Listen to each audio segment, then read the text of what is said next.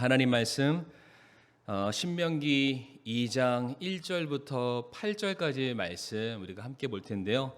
이 시간 받들어 읽기는 신명기 2장 5절 저희들 한 절만 같이 읽겠습니다. 신명기 2장 5절 한 절 말씀입니다. 읽겠습니다. 시작.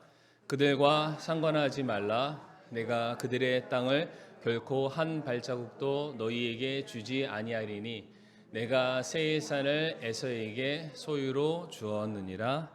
아멘. 아버지 하나님 감사합니다. 또 이 시간 주님을 사랑하고 또 예배를 사모하는 성도들이 한자리에 모였습니다. 참 저희들 이 세상을 부러워하지 않게 하여 주옵시고 악인의 형통을 우리가 따라가지 않게 하여 주옵시고 정말로 하나님께서 우리에게 주시는 오직 그 약속만을 바라보며 나아갈 수 있도록 하나님 인도해 주시옵소서. 이 오후 시간도 주님께서 친히 또 우리 가운데 함께 하시고 선하게 역사하실 것을 믿사오며 예수님 이름으로 기도를 드리옵니다. 아멘. 오늘은 신명기 2장 1절부터 8절까지 말씀 통해서 그들과 상관하지 말라라는 제목으로 말씀을 나눌까 하는데 원래 제가 이 본문 제목을 이렇게 지었었습니다. 이렇게 지으면 우리 아시는 분들은 아실 텐데 부러우면 지는 거다. 혹시 들어보신 적 있으시나요? 부러우면 지는 거다라고 했는데 너무 신실하지 못한 것 같아서 그들과 상관하지 말라라는 제목으로 말씀을 또 정했습니다. 오늘 이제 말씀으로 돌아와서요.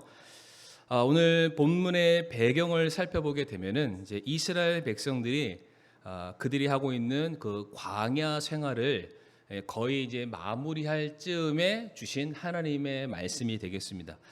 오늘 본문이 신명기 2장 말씀인데 우선 신명기 1장 3절 말씀 보게 되면은 지금이 어느 때에 해당되는 부분이구나라는 것을 우리가 알 수가 있습니다. 신명기 1장 3절 말씀 우리 성도님들이 한번 읽어주시겠습니까? 시작.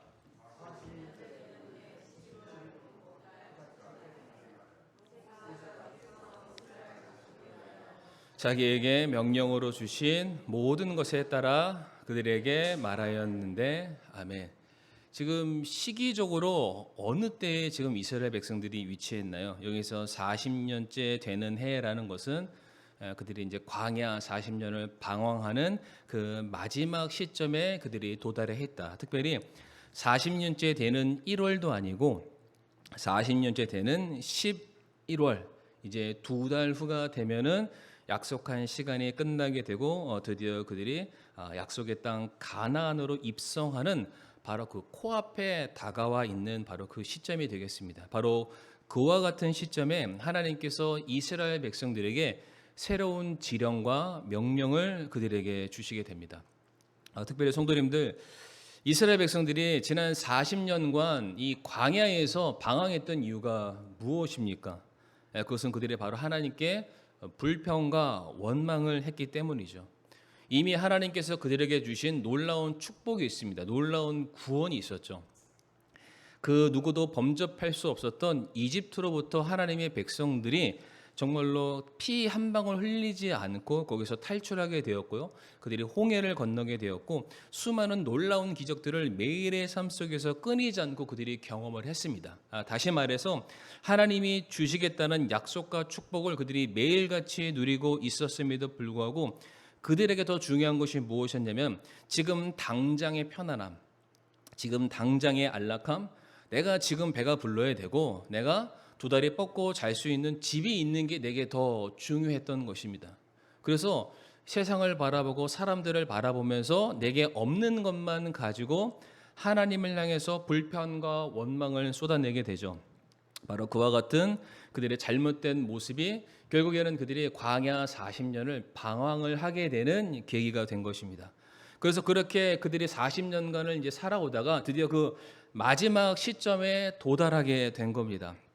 그때 하나님께서 이제 새롭게 들어가게 돼 그 광야에서 태어난 이 세대들을 향해서 너희가 또다시 이 광야에서 40년 동안 방황하지 않기 위해서는 이것만 기억하면 된다라고 하면서 주시는 말씀이 오늘 본문 신명기 2장 1절부터 8절까지의 말씀이 될 텐데, 하나님께서 그들에게 말씀하시면서 무슨 말씀으로 그들에게 명령을 시작하시냐면은 3절 말씀 한번 띄워주시길 바랍니다.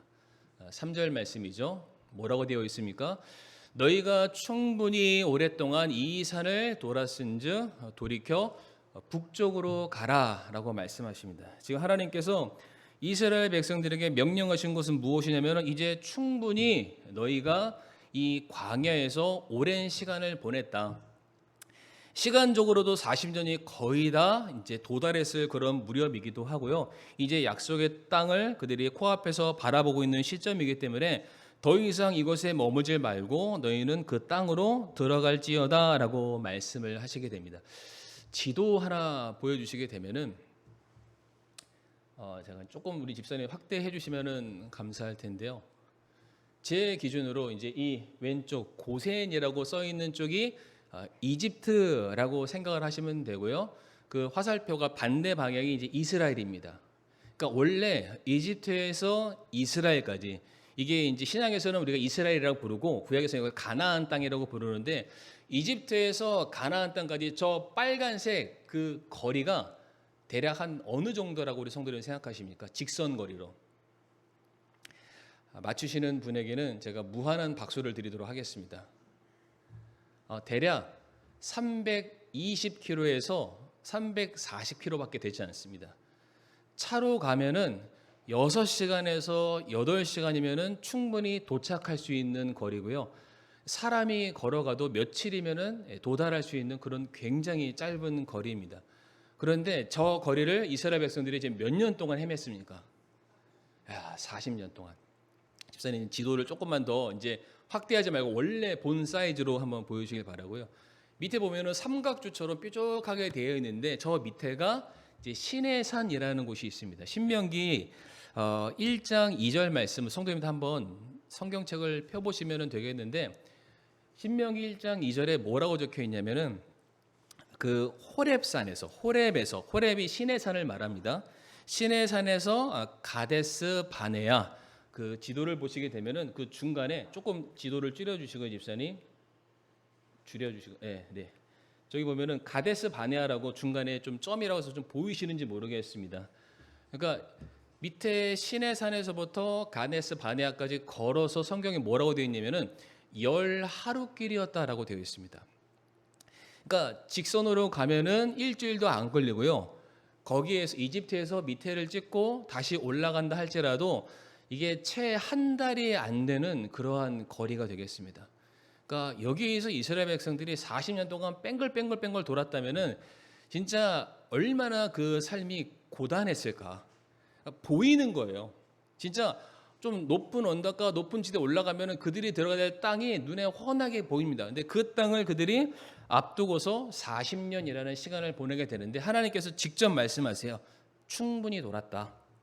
이제 너희가 저 북쪽을 향해서 가나안 땅을 향해서 너희들이 올라가면 된다라고 말씀을 하십니다. 그런데 그들이 그렇게 북쪽을 향해서 나아가게 되었을 때에 그들이 만나게 되는 하나의 족속이 등장하는데 바로 에돔이라는 민족이 등장을 하게 됩니다. 지도를 내려주시면 되고요. 그 에돔 족속을 향해서 하나님께서 말씀하시기를, 다시 오늘 본문 5절이죠. 그들과 상관하지 말아라 라고 되어 있습니다. 여기서 그들은 에돔을 말합니다. 그런데 여기서 꼭 에돔이 중요하지 않습니다. 에돔도 되고 아람도 되고 모압도 되고 암몬도 되고 모든 나라가 그 안에 포함될 수 있습니다. 다만 지나가는 지리상 거기서 제일 처음 만나게 되는 족속이 에돔이라는 것만 기억하시면 되겠습니다. 근데 하나님이 너희가 그들을 만났을 때 뭐 하지 말라고 그랬다고요? 상관하지 말아라. 이 상관하지 말라는 뜻이 뭘 말할까요?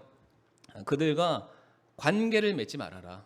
그들을 향해서 눈길도 돌리지 말아라 라고 말씀을 하십니다. 특별히 제가 이 상관하지 말라라는 이 단어의 어원을 한번 좀 살펴봤는데, 그들과 다투지 말아라, 그들과 전쟁하지 말아라 라는 뜻입니다.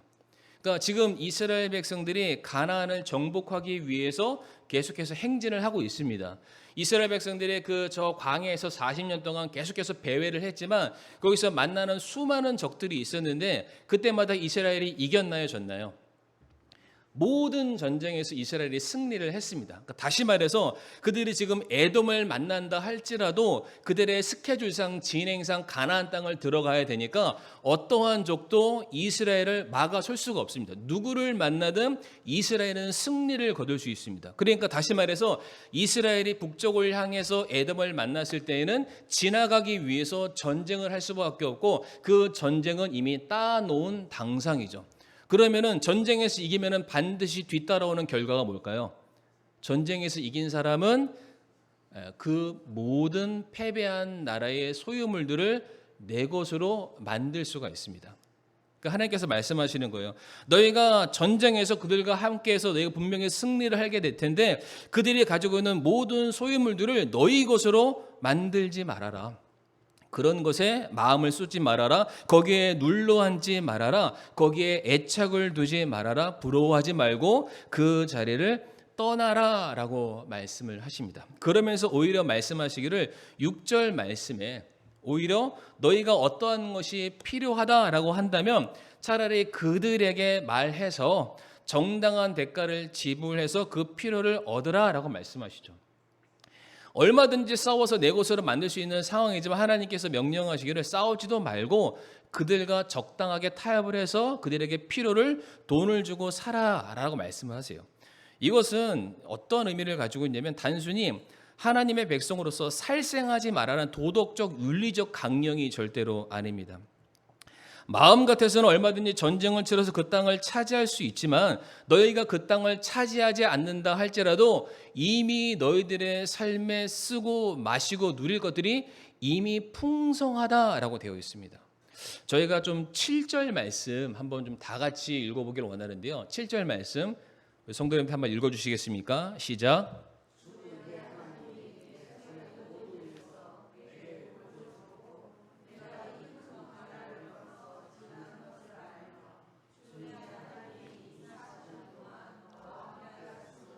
내가 아무것도 부족한 것이 없었느니라 하라 하시기에 아멘. 노란색 글씨만 제가 다시 한번 읽어보겠습니다. 이 40년 동안 성경에서 40년은 주로 한 세대를 의미합니다. 한 세대는 한 평생을 의미하기도 하죠.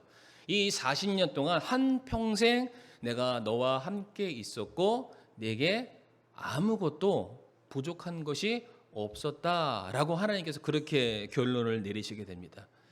우리가 일일이 다 찾아보지 않는다 할지라도 이스라엘 백성들이 출애굽하고 난 이후에 광야 생활을 했을 때만 생각해 보더라도 하나님께서 낮에는 구름 기둥, 밤에는 불 기둥으로 그들을 늘 언제나 지켜주시고 보호해 주셨습니다. 그리고 매일의 삶 속에서 그들의 줄임배를 채우시기 위해서 매일 만나를 주셨고 때로는 그들이 필요하다면은 메추라기를 째째하게 안 보내주십니다. 한 번 딱 보내주시면은 일단 그 수많은 이빨에 껴서 이게 고기를 빼다가 죽을지언정 그만큼의 엄청난 스케일로 하나님께서 메추라기를 보내주시게 되죠. 신명기 8장 4절 말씀 보게 되면 화면에 안 나오는데요. 하나님께서 40년 동안 이스라엘 백성들이 광야 생활을 할 때에 그들의 의복이 해지지 않았다라고 말합니다. 그러니까 그들이 옷 때문에 입는 것 때문에 불편하지 않았다는 거. 의식주 중에 가장 중요한 의와 식을 이미 하나님께 해결해 주셨고요. 광야에서 이불 덮고 자야 되는데 이미 구름과 또 불기둥으로 모든 것들, 그러니까 의식주가 완벽하게 이미 다 해결되어 있는 상황이죠. 뿐만 아니라 성도님들 민수기 31장과 32장의 말씀을 보게 되면은 이스라엘 백성들이 그 광야를 통과하는 과정 속에서 수많은 전쟁을 하게 됩니다. 굉장히 많은 민족들이 나오게 되는데 그때마다 이스라엘 백성들이 승리했다라고 되어 있습니다. 승리하면 그들의 모든 소유물들이 이스라엘 백성들 것이 되죠. 특별히 성경에 기록하고는 있지 않지만 예를 들어서 이스라엘 백성들이 이집트에서 출애굽할 때 기억하시죠? 이집트 사람들이 자신들이 가지고 있는 각종 진귀한 보물들을 그들에게 다 줍니다. 이거는 그냥 나가니까 서운한 마음에 준 게 아니라 우리가 너와의 전쟁에서 패배를 선언하는 거예요. 그래서 내 모든 전리품들을 그들에게 다 떠넘기는 그런 모습이 될 수 있습니다. 그러니까 우리가 알기에는 성도님들 이스라엘 백성들이 지금 서 있는 장소가 광야니까 그들이 없다, 없다, 없다 말하는 게 이해가 될 수 있을지는 모르겠지만은 실질적으로 그들이 하는 모든 소리는 앓는 소리입니다. 앓는 소리. 40년 동안 그들이 한 번도 굶주린 적이 없습니다. 40년 동안 무엇을 입을까, 무엇을 먹을까, 무엇을 마실까 그들은 고민할 필요가 없었어요. 모든 필요들은 하나님께서 때마다 시마다 그들에게 공급해 주시게 됩니다. 뿐만 아니라 그들이 이집트에 살았을 때는 종이었는데 40년을 지나고 나니까 더 이상 그들의 소유를 그들이 스스로 제어할 수 없을 정도로 엄청나게 많은 재산과 부를 그들이 소유하고 있습니다. 이것을 우리가 어디서 알 수 있냐면 성막을 짓잖아요. 이스라엘 백성들이. 하나님께서 시내산에서 모세에게 성막에 대한 모든 도면을 주십니다. 그래서 일괄적으로 그것을 짓기 위해서 이스라엘 백성들에게 헌금할 수 있는 그 기회를 주죠. 그런데 그들이 내놓았던 것이 차고 넘칠도록 그들이 헌금했다라고 되어 있는데 그것을 실질적으로 돈으로 환산하면 어마어마한 액수입니다. 어떻게 종이 그런 돈을 가질 수 있겠어요?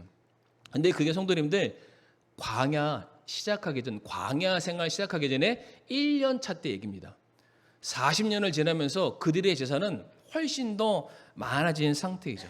그러니까 이스라엘 백성들이 하나님 앞에서 없다 없다 없다 했던 모든 말들은 다 앓는 소리, 배부른 소리, 그들의 욕심에 눈이 멀어서 정신 차리지 못하고 했던 그런 소리였다는 걸 알 수가 있습니다. 오히려 지금 하나님께서 이방 나라에 상관하지 말라라고 말씀하셨는데 그들이 상관하지 말아야 될 이방 나라에 대해서 하나님께서 뭐라고 말씀하시냐면 4절 말씀 한번 띄워주시겠습니까? 4절 말씀 한번 우리 읽어보시겠습니다. 시작.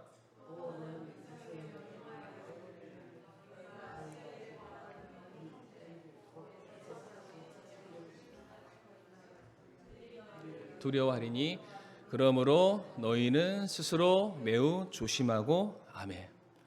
지금 이방 나라가 이스라엘을 어떻게 한다고요? 두려워한다라고 되어 있습니다. 그러니까 눈에 보여지기에는 이스라엘이 없는 자처럼 보이고 이스라엘이 나그네처럼 보이지만 오히려 하나님이 보호하사 그들에게 영생의 축복을 주셨고요. 그들의 삶에 매일의 필요를 공급해 주셨고 하나님의 강한 오른팔로 그들을 보호해 주셨기 때문에 누구도 이스라엘을 상대할 수 있는 나라가 없었습니다. 그러니까 오히려 이방 나라가 봤을 때 이스라엘 백성들이 부러운 거예요. 이스라엘 백성들이 우리나라 근처를 지나간다라고 하면은 그들의 마음이 녹습니다.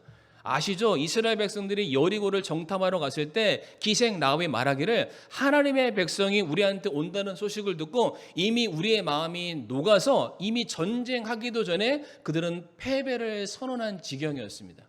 그러니까 우리가 세상을 절대로 부러워할 필요가 없다라는 거예요. 오히려 세상은 우리를 바라보면서 부러워하죠. 하나님의 백성을 바라보면서 부러워하는 거예요. 이 세상 모든 사람들은 그동안 자기가 쌓아왔던 모든 재산을 그들 스스로 그들의 힘으로 지켜가기 위해서 날마다 더 높은 망대를 쌓아 올려야 되고 날마다 더 두꺼운 성벽을 그들이 쌓아가면서 언제 빼앗길지 모르고 언제 죽을지 모른다는 공포 속에 하루하루를 살아가게 됩니다. 근데 이스라엘 백성들은 전혀 안 그랬어요. 그냥 마음 편하게 잠 자고 내일이면 만나가 떨어지겠지. 이 옷은 해지지 않았겠지. 하나님께서 우리의 갈 길을 인도해 주시겠지. 그러니까 오히려 하나님의 백성을 이 세상 사람들이 부러워하고 있었습니다. 그러니까 너희들 절대로 너희들의 눈길을 세상으로 돌리지 말아라. 그들과 상관하지 말아라 명령하시는 거예요. 왜냐하면 이제 이스라엘 백성들이 가나안 땅 들어가잖아요. 가나안 땅 들어가면은 지금까지 그가 당면했었던 어떠한 나라보다 더 풍요롭고 더 발전되어 있는 문명 안에 살고 있는 수많은 사람들을 만나게 됩니다. 근데 그들을 바라보면서 부러워하는 즉시 이스라엘 백성들이 하나님의 백성의 길로 걸어가는 것이 아니라 이방 사람들 죄의 길로 걸어갈 수밖에 없습니다. 죄의 삭은 사망이죠. 심판이 이를 수밖에 없는 겁니다. 그러니까 하나님께서 이스라엘 백성들에게 다시 말씀하시는 거예요. 너희들 또 다시 이 광야에서 40년을 방황하지 않으려면은 너희들의 눈을 세상에 돌리지 말아라. 그들과 상관하지 말아라. 나만 바라보라 말씀하고 계십니다. 악인의 형통을 부러워하지 말라라는 대표적인 성경 구절이 있습니다. 시편 73편의 말씀이 되는데 시편 73편 전체가 그 악인들의 결말이죠. 악인의 형통이 번성하는 듯하나 결국 그들이 망하게 될 것이다라는 구절이 전반적으로 다 기록되어 있는데 제일 처음에 시편 기자가 악인의 결말을 알기 전에 그는 굉장히 세상 사람들을 부러워했다라고 성경은 말합니다. 시편 73편 3절 말씀 우리 한번 읽어주시겠습니까? 시작.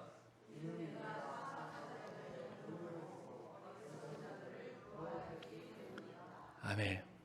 이제 그 밑에 있는 말씀들을 보시게 되면 참 재밌는데 시편 기자가 악인들의 형통을 바라보면서 부러워했어요. 그러면서 하는 말이 하나님 어떻게 이럴 수가 있어요? 이거는 정말 맞지 않습니다. 저 사람들은 죽을 때에도 고통 없이 떵떵거리며 살다가 그렇게 수많은 죄를 지었지만 누구에게도 해코지를 당하지 않고 너무 잘 삽니다. 너무 평안하게 그의 삶이 끝납니다.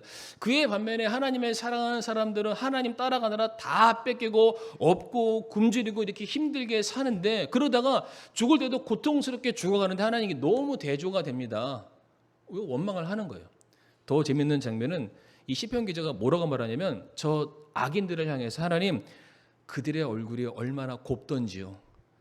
눈 밑에 이 지방이 가득하다라고 말할 정도입니다. 부러운 거예요. 저 사람들 보니까 얼굴에 기름이 좔좔 흐르거든요. 너무 멋있거든요. 너무 예뻐 보이거든요. 나도 먹다 죽은 귀신 때깔도 좋다고 나도 그렇게 차라리 죽는 게 낫겠다라는 심정이 들 정도로 하나님께 원망하면서 하나님 이거는 아니지 않나요? 라고 계속해서 하나님께 원망을 하죠. 그러다가 시편 기자가 이제 정신을 차리고 17절에 이렇게 고백을 합니다. 하나님의 성소에 들어갔을 때야 비로소 그들의 종말을 내가 깨달았나이다. 분명히 주께서 그들을 미끄러운 곳에 두시며 그들을 던지사 파멸에 이르게 하셨나이다. 그러니까 그들이 지금 어디에 서 있는지를 내가 하나님의 성소에 들어가는 그 시점, 하나님의 심판의 때 하나님께서 성도들을 불러가시는 그 마지막 때에 내가 이 세상을 바라보니까 하나님 제가 그제서야 알게 됐습니다 라고 말을 합니다. 19절과 20절에도 이런 말씀이 있습니다. 그들이 어찌 그리 순식간에 황폐하게 되었나이까. 그들이 두려움으로 완전히 소멸되었나이다. 오 주여 사람이 깬 뒤에 꿈을 멸시하는 것 같이 주께서 깨시면 그들의 형상을 멸시하시리다. 시편 기자가 뭘 봤냐면 마치 이들의 모습이 파멸의 길 위에 서 있는 거예요. 이게 제가 영상을 가져오려다가 영상을 안 갖고 왔는데 어떤 사람이 그 쥐덫을 만들었어요. 쥐덫이 이제 무한으로 쥐가 어떤 이제 이 구멍을 팠습니다. 땅바닥에. 그리고 그 위에다가 종이 같은 거 하나 놔요. 이제 끈을 해서 이게 계속 왔다 갔다 할 수 있게 해놨는데 여기 위에다가 먹을 것을 뿌려놨는데 먹을 거를 본드 같은 거로 발라놨습니다. 냄새 맡고 쥐가 오면 오자마자 빠지는 거예요. 오자마자 빠지고 쥐를 수십 마리를 풀어놨는데 실험했는데 다 빠진 거예요. 근데 보니까 참 어리석더라고요. 근데 이거와 똑같은 거예요. 그러니까 세상 사람들은 그 먹을 것만 보고 그 자리를 갑니다. 야 여기에 성공이 있어. 야 여기에 부귀가 있고 여기에 인기가 있고 명예가 있어. 딱 가는 순간 빠지는 거죠. 근데 우리도 보는 거예요. 야 저쪽 가면은 먹을 게 있고 인기가 있고 명예가 있고 내 삶의 필요가 다 채워져 충분한 게 있는데 나도 저기를 가야 되지 않을까? 주저주저 하는 거죠. 근데 그때 하나님께서 사랑하는 백성들에게 말씀하시는 거예요. 그들과 상관하지 말아라. 거기는 무슨 길이라고요? 도착하는 순간 파멸의 길입니다. 그러니까 그곳에 서 있는 수많은 사람들은 넘어지면은 더 이상 일어날 수 있는 기회조차 없습니다. 잠언 24장 16절 말씀 보게 되면은 악인에 대해서 뭐라고 말씀하시냐면 의인은 7번 넘어질지라도 다시 일어나려니와. 우리를 붙들어 주시는 분이 계세요. 우리를 건져 주시고 우리를 지켜 주시는 분이 계십니다. 그러나 사악한 자는 넘어져서 해악에 빠지리라. 누구도 안 건져 줍니다. 누구도 그들의 인생을 책임져 주지 않죠. 그리고 예레미야 29장 11절 말씀 보게 되면 하나님께서 사랑하는 성도들의 삶을 어떻게 인도하십니까? 같이 한번 읽어보겠습니다. 시작. 너희를 향해 내가 생각하는 생각을 내가 아노라. 그것은 평안을 주려는 생각이요 재앙을 주려는 생각이 아니니 곧 기대하던 결말을 너희에게 주려는 것이라 주가 말하노라. 아멘. 아직 우리가 인생의 그 끝에 아직 우리가 서지 않았습니다. 이 말이 뭐냐면 하나님께서 저와 사랑하는 성도님들 위해서 가장 완벽하고 가장 영광스러운 결말을 계획해 놓으셨어요. 아직 우리가 거기까지 안 간 겁니다. 가는 길 도중에 우리가 생각하지 못했던 길들이 있지만 그렇다고 해서 내가 원하는 길이 아니니까 하나님 원망할 것이 아니라 우리가 그 자리에 반드시 서게 될 것이다. 우리가 그 자리에서 하나님의 영광을 반드시 드러내게 될 때가 올 것이다 라고 말씀을 하시죠. 이제 말씀을 좀 마무리할 텐데요. 성경을 보게 되면은 악인의 형통을 부러워하지 마라 라는 말씀이 굉장히 많이 나옵니다. 오늘 신명기에도 나오고요, 시편에도 나오고 잠언에도 나옵니다. 질문, 왜 하나님께서 악인의 형통을 부러워하지 말라라고 말씀하셨을까요? 네, 정답입니다. 부러워하니까. 너무 부러워하니까 그걸 아시니까 그때마다 반복해서 제발 부러워하지 말아라 말씀하시죠. 우리가 부러워하면은 욕심낼 수밖에 없습니다. 욕심내면은 따라가게 되는데 그 길이 의로운 길이라면 괜찮겠지만 악인의 길이잖아요. 악인의 길의 끝은 죄와 사망으로 점철될 수밖에 없습니다. 사랑하는 성도님들, 악인의 형통은 진짜 복이 아닙니다. 그들은 편리한 삶을 살 수 있지만 평안한 삶은 아닙니다. 그들에게 재미는 있을지 모르겠지만 그것은 기쁨이 될 수가 없습니다. 그러니까 성도가 누리는 진정한 기쁨과 평안과 안식과 세상에 누리는 것은 완전하게 차이가 있습니다. 하나님께서 저와 성도님들을 얼마나 귀하게 여기시냐면은 우리를 천하보다 더 귀하다라고 말씀하셨어요. 그러니까 이 세상 그 어떤 것도 우리랑 견주어서 바꿀 것이 전혀 없다라고 말씀하시죠. 그런 우리에게 이 세상에 속한 것을 주시면서 우리를 위로하실까요? 말이 안 되는 거예요. 이 세상보다 더 크신 이가 우리와 함께 할 때에 우리는 바로 거기서 참된 안식과 기쁨을 누릴 수가 있습니다. 그래서 하나님께서 말씀하세요. 거기 보지 말고 나를 보면 내가 나머지 모든 거 다 책임질게 말씀하세요. 우리가 이 말씀만 좀 읽고 마치도록 할 텐데 악인과 의인에 대해서 성경이 너무 그럴싸한 비유를 우리에게 주고 계십니다. 시편 92편 7절과 12절 말씀인데요. 시편 92편 7절 말씀에 사악한 자들이 풀같이 돋아나고 불법을 행하는 모든 자들이 흥왕할지라도 그들은 영원히 멸망하리이다. 그리고 의로운 자는 뭐와 같아요? 종려나무같이 흥왕하며 레바논의 백향목같이 자라리로다. 사악한 자는 뭐와 같대요?